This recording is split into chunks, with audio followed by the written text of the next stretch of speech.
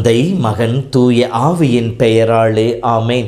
மூவொரு கடவுளுடைய அருளும் ஆசீரும் பாதுகாப்பும் வழி நடத்துதலும் உங்களோடு இருப்பதாக. பொதுக்காலம் 15வது வாரம் சனிக்கிழமை.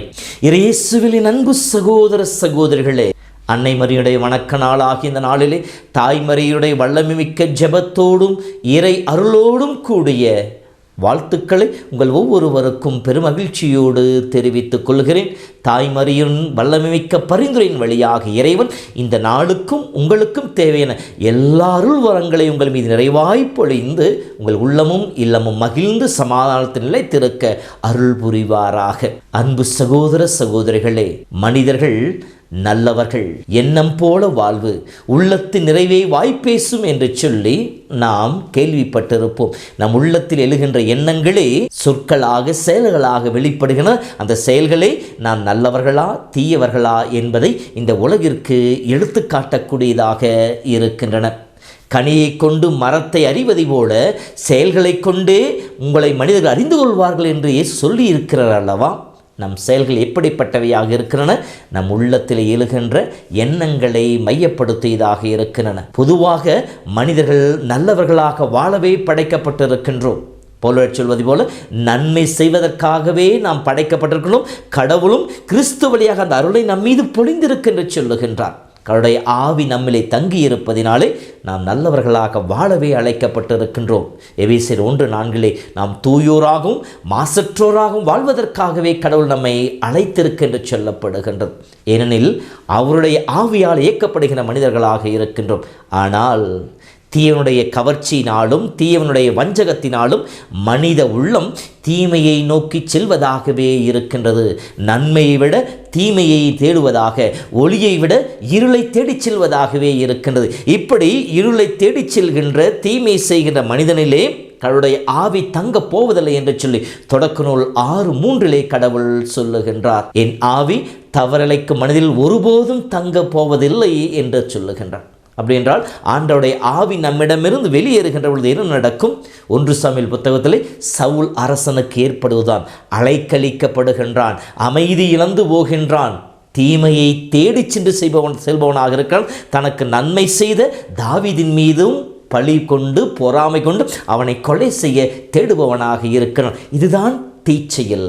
தீய ஆவி நம்மிலே குடிகொண்டுள்ள போது அதனால் இயக்கப்படுகின்றவர்கள் தீச்செயலை செய்பவர்களாக இருக்கின்றார்கள். தீச்செயல் என்பது என்ன என்று சொல்லி பார்க்கின்ற பொழுது 2 மக்கபேயர் 6:3 தீச்செயல் என்பது மக்களுக்கு துன்பத்தையும் வேதனையும் தாங்க முடியாத துயரையும் கொடுக்கக்கூடியது என்று சொல்லப்படுகின்றது.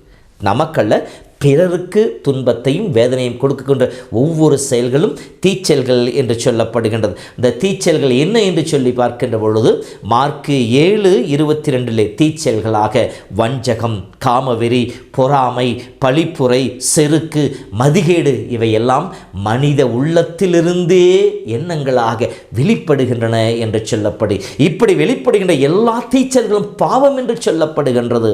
1 யோவான் 5:17 தீச்செயல்கள் அனைத்துமே பாவம் என்று சொல்லப்படுகிறது. இந்த தீச்செயல் திடீரென தோன்றுவது அல்ல. யாக்கோபு தன் திருமுகத்தில் 1ஆம் அதிகாரத்தில் 14 வசனங்களை சொல்லி அழகாக சொல்லுவார். தீய எண்ணம் மனிதனை கருகொள்கிறது. அந்த கருகொண்ட எண்ணங்களானது, தீய நாட்டமானது அவனை தன்வயப்படுத்துகின்றது. தன்வயப்படுத்தி அவனிலே பாவத்தை கருவுறச் செய்கின்றது. அந்த பாவம் முழு வளர்ச்சியடைந்து சாவினை விளைவிக்கின்றது என்று சொல்லுவாங்க. தீய நாட்டம், தீமையின் மீது நாம் கொண்டிருக்கின்ற எண்ணங்கள், அந்த எண்ணங்களுக்காக நாம் செயல்படுத்துகின்ற திட்டங்கள், நம் உள்ளத்திலே வகுக்கின்ற திட்டங்கள், அதுதான் நம்முடைய எண்ணங்களுக்கு உருகொடுத்து அந்த எண்ணங்கள் செயல்களாக மாறுகின்ற பொழுது அந்த தீச்செயல்கள் மாறுது.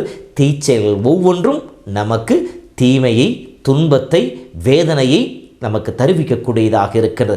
அதைத்தான் இன்றைய முதல் வாசகத்திலே அழகாக இறைவாக்கில் மீகா சொல்லி காட்டுகின்றார். படுக்கையில் அவர்கள் தீமை செய்வதற்காக திட்டமிடுகின்றார்கள்.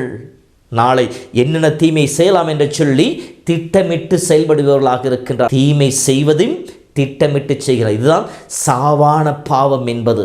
முழு அறிவோடு, முழு சம்மதத்தோடு, முழு விருப்பத்தோடு இறைவனுக்கு எதிராக செய்யப்படுகின்ற குற்றமே சாவான பாவம் என்று சொல்வது.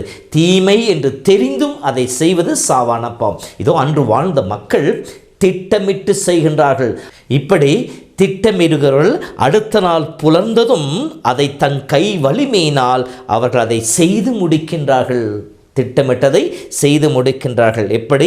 பிறர் பொருள் மீது ஆசைப்படுகின்றார்கள், அவற்றை பறித்து கொள்கின்றார்கள், வீடுகள் மீது இச்சை கொள்கின்றார்கள், அதையும் கைப்பற்றி கொள்கிறார்கள், பிறரை ஒடுக்கி பிறரிடமிருந்து வஞ்சகமாக அதை பறித்து கொள்கின்ற சொல்கிறார். ஏனென்றால் விடுதலை பயனுள் 20 கடவுள் சொல்லி இருக்கின்றார், மற்றவர்களுடைய பொருள் மீதோ அல்லது அவருடைய மனைவி மக்கள் மீதோ அடிமைகள் மீதோ நீங்கள் ஆசை வைக்க அதை பறித்து கொள்ளாதீர்கள், அது பாவம் தீமை என்று சொல்லப்படுகிறது. இந்த தீமையை இவர்கள் திட்டமிட்டு செய்பவர்களாக இருந்தார்கள். ஆம் அன்பு சகோதரமே, இதோ நம்மிலே தீமை வளர்வதற்கும் நம்முடைய உள்ளத்தில் இருக்கிற தீய நாட்டங்களும் அந்த தீய நாட்டங்களுக்கு நாம் கொடுக்கின்ற முக்கியத்துவம் தான் காரணமாக அமைந்து விடுகின்றது. அந்த தீய நாட்டத்தை நாம் வளர்த்தெடுக்கின்ற பொழுது சிறிது சிறிதாக தீமை நம்மிலே பெருக்கெடுக்க ஆரம்பிக்கும், வளர ஆரம்பிக்கும். அந்த தீச்சையில் முழுவதுமாக நம்மை கவர்ந்து இழுத்துவிடும். அப்பொழுது நாம் நன்மை செய்ய நினைத்தாலும் நல்லவர்களாக வாழ முயன்றாலும் அந்த தீச்செயல் நம்மை வாழ விடாது. அப்படின்றால் தீச்செயலை முளையிலேயே கிள்ளி எறிய வேண்டும், தீமையை அகற்ற முற்பட வேண்டும். தீமையை அகற்றி நாம் நல்லவர்களாக வாழ முற்பட வேண்டும். அப்படின்றால் ஒவ்வொரு நாளும் நம்முடைய இதயத்தை நாம் காவல் காக்க வேண்டும். அப்படின்றால் நாம் எதை செய்ய வேண்டும்?